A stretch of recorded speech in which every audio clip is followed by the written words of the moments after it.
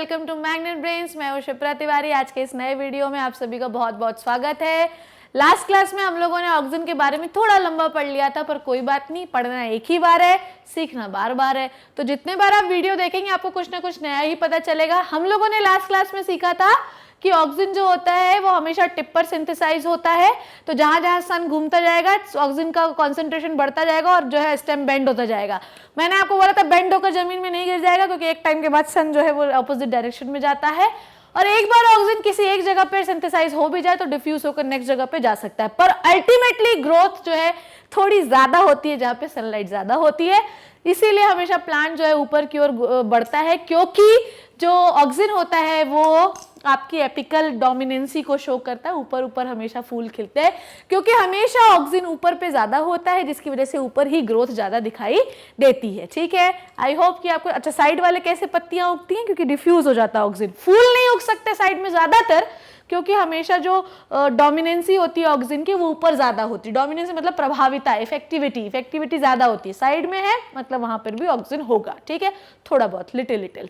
So let's start with another funny hormone which is the gibberellin. ठीक है, अब मैं आपको बताती हूँ इसकी थोड़ी सी हिस्ट्री, बहुत इंटरेस्टिंग हिस्ट्री है।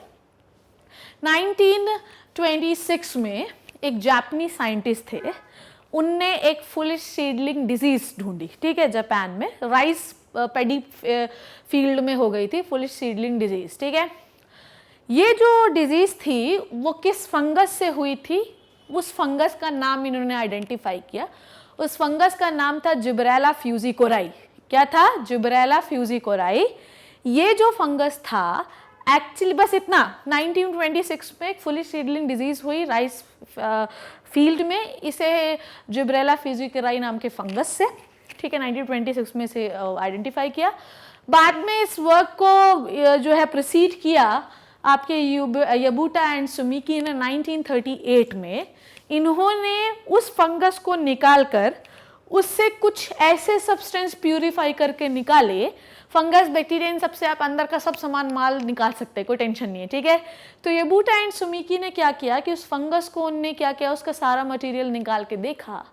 बाद में उनने एक सब्सटेंस उससे मिला, उस सब्सटेंस को उन्होंने कहा जिबरेलिन। इस जिबरेलिन का नाम ही इसलिए पड़ा क्योंकि ये जिबरेला फ्यूजिकोराई नाम के फंगस से निकला। ठीक, एक्चुअली जब ये बीमारी खेतों में फैली तो लोगों ने एक चीज ऑब्जर्व की कि फंगस इन्फेक्शन है, हमारी फील्ड खराब हो गई, वो बात की बात है, पर नॉर्मल जितने जो पौधे थे उससे ये पौधे लंबे हो गए। उन्होंने कारण पता किया। अब कारण तो यही था कि फंगल इन्फेक्शन है, तो कुछ ना कुछ फंगस ने ही किया होगा। बाद में जब उन लोगों ने फंगस को आइडेंटिफाई किया, फंगस को स्टडी किया, तो उन्हें उससे फंगस से एक सब्सटेंस मिला। वो फंगस कंटिन्यूसली वो चीज बना रहा था, वो सब्सटेंस बना रहा था। उस सब्सटेंस का नाम था जिबरेलिन। क्या था? जिबरेलिन। तो उनकी किस्मत तो फूट गई कि भाई पूरे खेतों में रोग हो गया, मर गए खेत। पर फायदा ये हुआ कि हमें एक चीज पता चली कि ये फंगस एक सब्सटेंस प्रोड्यूस कर रहा था जिसे हमने बाद में जिबरेलिन कहा। ठीक है, तो जिबरेलिन की डिस्कवरी आपको समझ में आई कि विनाश से ही इसकी डिस्कवरी हुई है, डिस्ट्रक्शन से ये डिस्कवरी। ओके, तो जिबरेलिन नाम का हार्मोन हमको इस तरीके से पता चला कि ये एक सब्सटेंस है जो फंगस ने प्रोड्यूस किया। पर ये जो सब्सटेंस होते हैं एक्चुअली यही सब्सटेंस आपका प्लांट भी प्रोड्यूस करता है। ठीक है, ये प्लांट भी प्रोड्यूस करता है, क्योंकि हमें इसकी आइडेंटिफिकेशन इस इन्फेक्शन के बाद हुई, इसलिए हमने इसका नाम जिबरेलिन रख दिया। पर ऐसा ही एक सब्सटेंस आपका हार्मोन, आपका ऐसा ही सब्सटेंस प्लांट भी प्रोड्यूस करता है, और बेसिकली इसका फंक्शन होता है सेल इलोंगेशन, या किसी भी सेल को डिवाइड करके स्टेम इलोंगेशन। आपने ऑक्सीजन में पढ़ा कि हमेशा जो ग्रोथ होती है वो टिप से होती है, isn't it? आपने पढ़ा ऑक्सीजन में कि जो ग्रोथ होती है वो हमेशा टिप से होती है, पर जिबरेलिन में आप पढ़ेंगे कि ये स्टेम का इलोंगेशन करता है। तो एक ने ऊपर से बढ़ा दिया, एक ने जो है तो बीच से बढ़ा दिया, सारे काम वही कर रहे हैं। कुल मिला कि ये सारे सेल डिवीजन करवाते हैं, जिससे आपका प्लांट जो है वो हरा भरा दिखाई देता रहे। जो प्लांट जो है सूख जाते हैं, लगाया मर जाते हैं, अच्छे से ग्रोथ नहीं कर पा रहे हैं, उनके लिए आर्टिफिशियल जिबरेलिन और ऑक्सीजन भी होता है, तो छिड़काव कर देंगे तो वही उसी तरीके से बढ़ना शुरू हो जाएंगे। So function of the gibberellin, ये स्टेम इलोंगेशन करता है, मैंने आपको बताया। What is the difference between oxygen and gibberellin? Oxygen ऊपर से ग्रोथ करवाता है, जिबरलिन बीज से स्टेम इलॉन्गेशन करवाता है, ठीक है। It helps in the seed germination, ठीक है, ध्यान से देखिए, ये सीड है, ये इसका रेडिकल निकला। मैडम ये रेडिकल क्या होता है? आज जो है सोयाबीन को पानी में डुबो के रखना और 4-5 दिन तक जो है पानी से निकाल कर सुबह निकाल के रख देना और 5 दिन तक रखे रहना। जो स्प्राउट निकलता है वो होता है उसका रेडिकल, और वहीं से फिर रूट निकलने लगती है, ठीक है। उसके बाद देखिए इस रेडिकल से रूट निकलने लगी और इसका जो प्लांट है, जो आपका सीड है, वो धीरे धीरे जर्मिनेट होना शुरू हो गया। तो कुल मिला के अगर आपने कोई सीड जो है लगा दिया, सीड को बो दिया, तो उसके ऊपर आपको क्या छिड़कना है? जिबरलिन छिड़क दीजिए। आप देखेंगे कि नॉर्मली जो पौधे मान लीजिए 6 महीने में बनते हैं, ये 5 ही महीने में बन जाते हैं, ठीक है। तो आपको ये नहीं सोचना है कि कोई पौधा जो है वो 6 महीने में बनता है तो ये जो है 1 महीने में बना देंगे, ऐसे कोई साइंस नहीं होती है, ठीक। हमेशा जो पौधा होता है वो 6 महीने से 5 महीने में बन जाएगा, ये चीज आपको याद रखनी है। तो 5-4 महीने में बन जाता है, इसलिए लोग हमेशा जो है ग्रोथ प्रमोटर हार्मोन का छिड़काव करते हैं ताकि उनका प्लांट जो है वो बढ़िया तरीके से जर्मिनेट हो सके, ठीक है। अब देखिए ये हमेशा जो है बोल्टिंग इफेक्ट दिखाते हैं। व्हेन बोल्टिंग इफेक्ट जो समझते हैं, बोल्टिंग इफेक्ट का मतलब ये होता है जो पौधे जो है जल्दी झड़ जाते हैं, जो पत्तियां, उनमें क्या करिए आप जिबरलिन का छिड़काव कर दीजिए तो पत्तियां जो है जल्दी नहीं झड़ेंगी।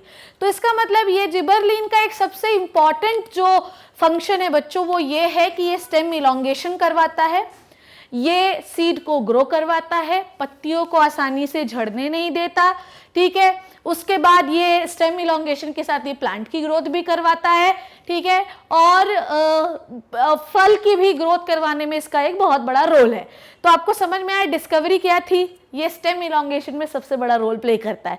तो ऑक्सिन ने क्या किया कि ऊपर से ग्रोथ करवाई, पर इसने स्टेम की पूरी ग्रोथ करवाई, ठीक है। नाउ नेक्स्ट थिंग थी, अच्छा anybody who want to take the screenshot ले लें। वैसे कंटिन्यूसली आप नोट्स की डिमांड करते रहते हैं, मुझे नहीं लगता इसकी कोई जरूरत रहती है आपको, पर मैं आपको बता दूं कि इतना is more than enough, okay. इतना पढ़ाने के बाद भी बहुत सारे बच्चे पूछते हैं कि क्या ये एनसीईआरटी में लिखा है, उसके बाद भी नोट्स मांग रहे हो। इतना सब कुछ लिखने के पढ़ने के बाद भी तुम्हें और कुछ चाहिए, तो मतलब तुम जो है तो अब बिल्कुल बहुत इंटेलिजेंट हो चुके हो। तो ये मान लो कि अब आपको दूसरा हार्मोन पढ़ना, जो कि अब हम शुरू करने वाले हैं, साइटोकाइनिन, ओके। ये नाम में ही इनका काम छुपा हुआ है भाई। साइटो का मतलब होता है बच्चों सेल, साइटो का मतलब क्या है? सेल, और काइनिन का मतलब होता है डिवीजन।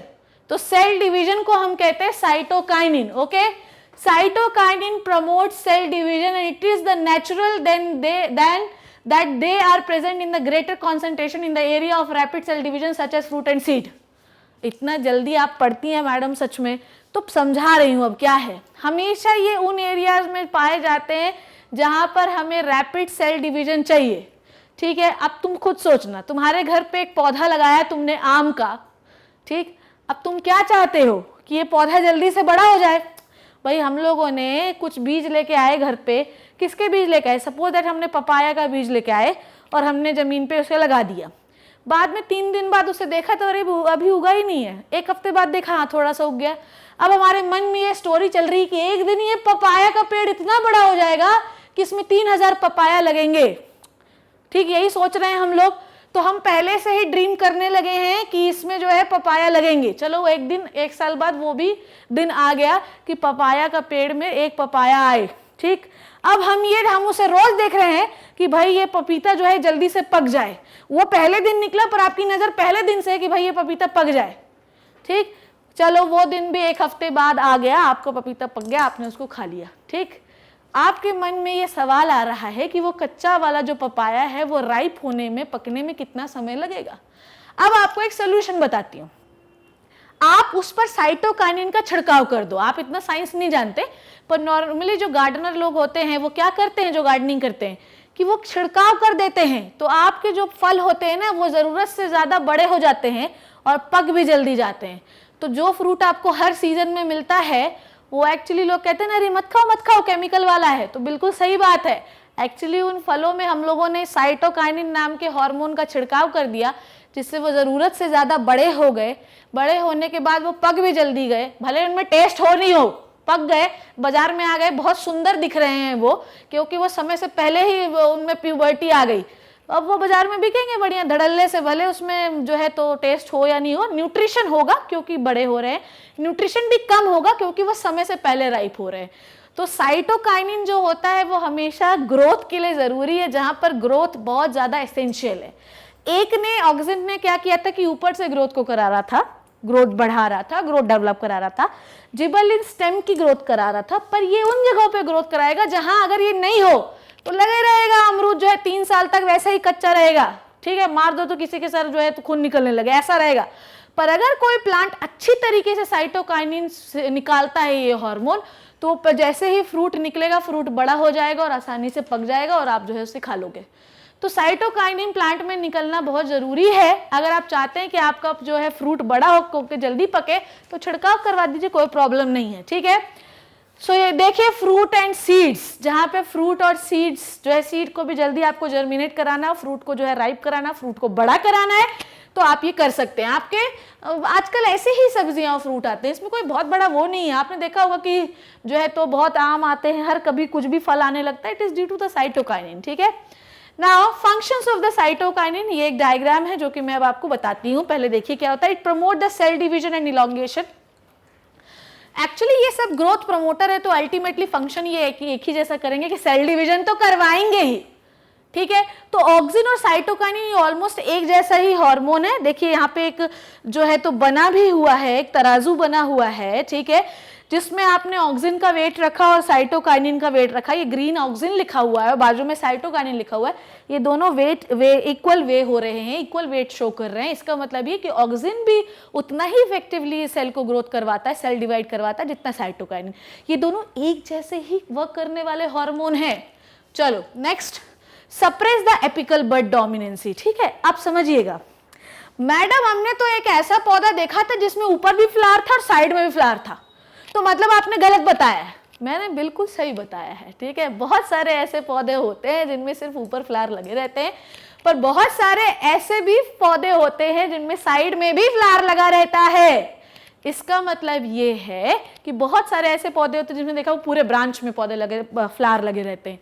तो ये क्या करता है कि एपिकल बड डोमिनेंसी जो है सप्रेस कर देता है, मतलब ऊपर कली खिलने वाला जो प्रोसेस है उसको सप्रेस करेगा। यही ऑपोजिट में ऑक्सिन क्या करता है, ऑक्सिन उसको प्रमोट करता है, ये क्या करता है, सप्रेस कर देता है। और ये लेटरल बड डोमिनेंसी को प्रमोट करता है, मतलब ऊपर कली जो है वो भले ना हो, मतलब ऑक्सिन को ये उस टाइम पे सप्रेस कर देगा, एपिकल बड जो है नहीं, ऊपर की ओर बड नहीं खिलने देगा, कली नहीं खिलने देगा, जबकि साइड साइड में कलियां खिलेंगी और आपका प्लांट जो है वो चारों तरफ से हरा भरा दिखाई देगा। Okay, helps in the secondary growth. Secondary growth का मतलब ये होता है क्योंकि जो गिर्थ होती है, ठीक है, इसका मतलब ये कि जो चौड़ाई होती है, जो सेकेंडरी ग्रोथ होती है, जो स्टेम आपका मोटा हो जाता है, it is due to the cytokinin, ठीक है। सेकेंडरी ग्रोथ का मतलब वही होता है, प्राइमरी ग्रोथ का मतलब लंबाई बढ़ना और हल्की चौड़ाई, सेकेंडरी ग्रोथ का मतलब चौड़ाई बढ़ना, ठीक है। Promote the production of female flower, ठीक है, ज्यादातर फीमेल, देखो कितनी क्यूट लग रही है फीमेल फ्लावर, ठीक है। तो ये ज्यादातर फीमेल फ्लावर जो होते हैं उनकी ग्रोथ को प्रमोट करते हैं, और जिनमें मेल और फीमेल एक जैसे रहते हैं उनमें मेल और फीमेल मतलब पूरा फ्लावर ही ग्रोथ को प्रमोट करते हैं, ठीक। तो ये फ्लावर ग्रोथ को भी प्रमोट करते हैं। It helps the breaking the dormancy of the seed and bud, ठीक है। जैसे कि मैं आपको बताती हूँ सीड एंड बर्ड के बारे में, कि जैसे आपके घर में आपने राजमा लाए, ठीक, राजमा, किडनी बीन्स जिनको आप कहते हैं, उन पर पानी डाल दीजिए। अब वो सीड पे ना खटाखट साइटोकाइनिन जो है बनना शुरू हो जाएगा। साइटोकाइनिन फटाफट राजमा या किडनी बीन्स में सेल डिवीजन करवाएगा और 4 दिन बाद देखेंगे आप कि उसमें स्प्राउट्स हो गए। ऐसे ही होते हैं स्प्राउट्स, ये याद रखना, ठीक। तो स्प्राउट्स होना is the combination of the gibberellin and the cytokinin. तो ये डोरमेंसी को तोड़ देते हैं। डोरमेंसी का मतलब ये, डोमिनेंसी और डोरमेंसी इन दोनों में अंतर है। डोमिनेंसी मतलब इफेक्टिविटी, एपिकल बड डोमिनेंस मतलब ऊपर की ओर इफेक्टिवली कलियां खिलेंगी। लेटरल बड डोमिनेंस मतलब साइड की ओर कलियां खिलेंगी, ठीक। एपिकल बड डोरमेंसी, डोरमेंसी का मतलब स्लीपिंग स्टेज, सो रहे हो आप। तो जब आप राजमा खा रहे हो तो आप उस सोया हुआ राजमा खा रहे हो, ठीक है। पर अगर उसको हमने जो है पानी वानी डाल दिया बढ़िया, तो आपने देखा होगा कुछ दिन के बाद स्प्राउट हो जाता है। क्यों हो जाता है? क्योंकि उसमें हार्मोन सीक्रेट होने लगते हैं। कौन से हार्मोन? साइटोकाइनिन एंड जिबरेलिन, जिससे वो सीडलिंग हो जाती है और धीरे धीरे वो प्लांट भी बन सकता है अगर उसको हम जमीन में लगा दे तो, ठीक। It is very very important, very very very very important, ठीक। साइटोकाइनिन अपने आप में एक बहुत ही इंपॉर्टेंट ग्रोथ प्रमोटर है। So she is the beauty one. तो ब्यूटी वन जो है इसमें बढ़िया देखो ग्रोथ हो रही है। ओके, ये फ्लावर हो गई अपनी, फीमेल फ्लावर को प्रमोट करता है। और ध्यान से देखिए कि ये क्या करता है कि रूट के ग्रोथ जो है, रूट बढ़ा रहा है, रूट की ग्रोथ को बढ़ा रहा है। तो एक एडिशनल फंक्शन क्या हुआ कि ये प्लांट की रूट ग्रोथ को भी बढ़ाता है। तो आई होप कि ये आपको समझ में आ गया होगा साइटोकाइनिन। आई होप कि जिबरलिन आपको अच्छी तरीके से समझ में आ गया होगा। दिस इज द जिबरलिन, ठीक है। ये बूट एंड सुमुकी का एक्सपेरिमेंट है ये, ठीक है, एक्सपेरिमेंट है, ध्यान से समझो। मतलब आपको बताऊं कि इसमें 3 फंक्शन लिखवाए हैं, और अगर आप 11th और 11th में प्लांट हॉर्मोन्स है जाएंगे तो इसके कम से कम जो है 40-50 फंक्शन होंगे। तो आप कोई नहीं बोलेगा कि इतना ज्यादा क्यों पढ़ा है, इतना बहुत कम पढ़ा है, और भी इससे ज्यादा आपको मिल सकता है।